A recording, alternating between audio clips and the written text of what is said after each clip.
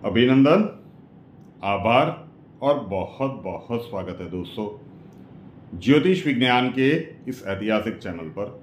और मैं हूं आप सबका एस्ट्रो दोस्त रूपेन आर शाह। एक सेंटेंस मैं बार बार अपनी कई प्रिडिक्शंस में कह चुका हूं कि जब भी ब्रह्मांड में कोई विशिष्ट ग्रह गोचरीय अवस्थाएं बनती है, तब हम माने या ना माने, हम स्वीकार करें या ना करें, लेकिन उसका असर पूरे भूभाग के ऊपर पड़ता है। और इसी प्रकार की एक ग्रह गोचरीय अवस्थाएं अक्टूबर महीने में बनने के लिए जा रही है। वैसे कई लोग कहेंगे कि ये तो बहुत सी बार बनती है, इसमें क्या असामान्य है।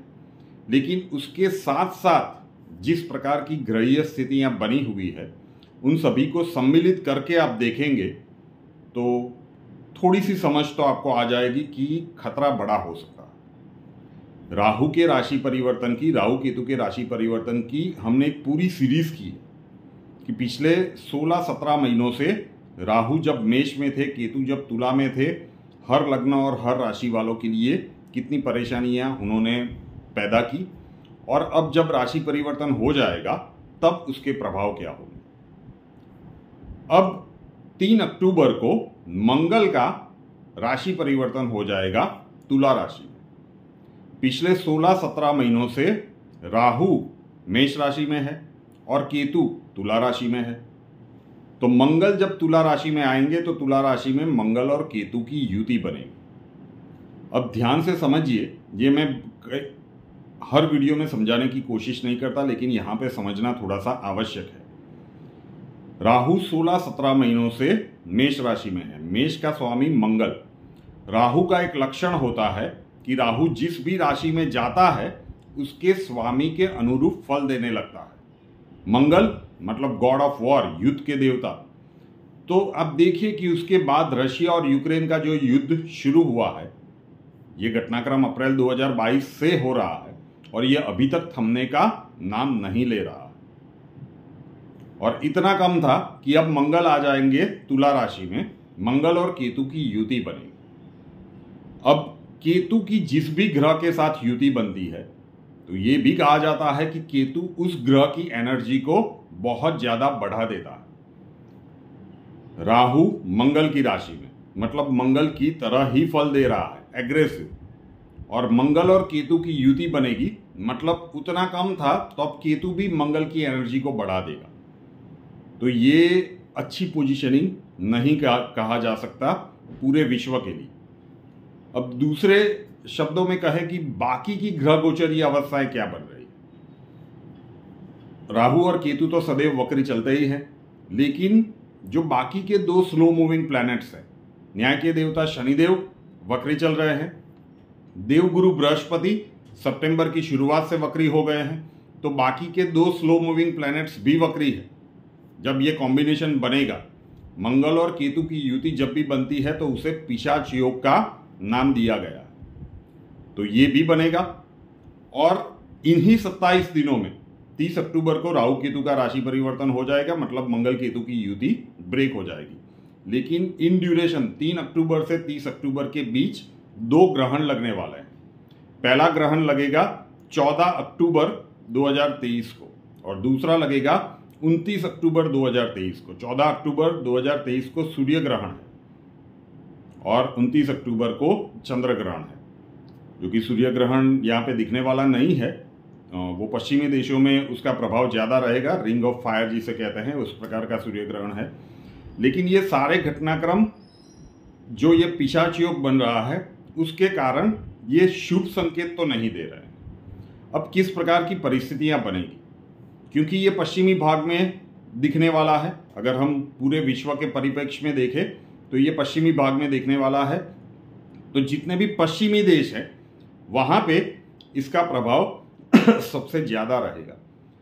युद्ध वाली परिस्थितियां, प्राकृतिक आपदाएं, एयर रिलेटेड, मतलब टॉर्नेडो आ जाए, कोई तूफान आ जाए, या फिर सुनामी आ जाए, अर्थक्वेक की संभावनाएं भी, क्योंकि मंगल भूमि तत्व का कारक होता है। तो ये सारे घटनाक्रम पश्चिमी देशों में होने की संभावनाएं है।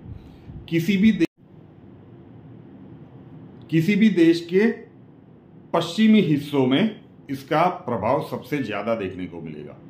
तो अगर हम भारत के संदर्भ में बात करें तो भारत के पश्चिमी तट पर हम महाराष्ट्र कह सकते हैं, गुजरात कह सकते हैं, राजस्थान भी कह सकते हैं कुछ हद तक, तो नीचे गोवा कह सकते हैं। जो भी तटीय प्रदेश है वहाँ पे कुछ टेंशन वाली सिचुएशंस बन सकती है। 14 अक्टूबर को ग्रहण है और 14 अक्टूबर की तारीख एक इम्पॉर्टेंट तारीख भी है, क्योंकि उसी दिन अहमदाबाद के नरेंद्र मोदी स्टेडियम में इंडिया पाकिस्तान का मैच भी है।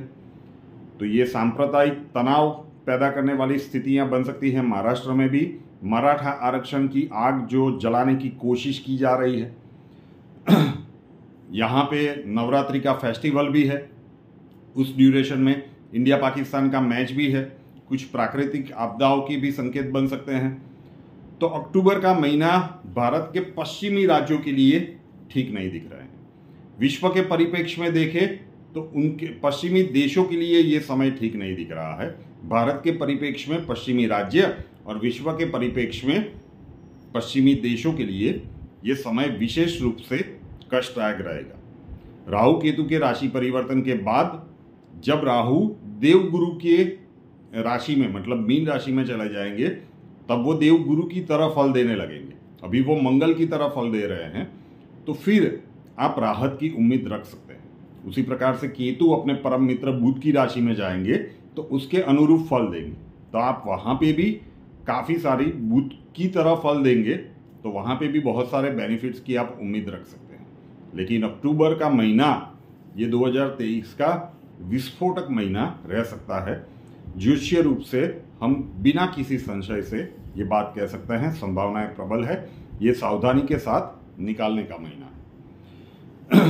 रूपेनाथ शाह नाम के इस यूट्यूब चैनल को अभी तक सब्सक्राइब नहीं किया है तो कर लीजिए, साथ वाला बेल आइकॉन दबा दीजिए और उसके बाद 3 ऑप्शंस आएंगे, ऑल के ऊपर क्लिक कर दीजिए ताकि हर नए वीडियो की नोटिफिकेशन आपको सबसे पहले मिलती रहे।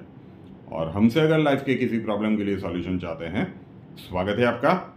व्हाट्सएप नंबर थंबनेल में दिया हुआ है। कॉल मत कीजिएगा, कॉल्स हम नहीं ले पाएंगे।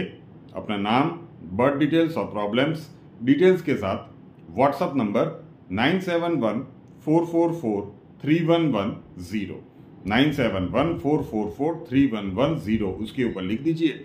अक्षय जी आपको वहाँ पे मिलेंगे, प्रोसीजर वहाँ पे समझा दिया जाएगा। नए वीडियो के साथ फिर मिलेंगे।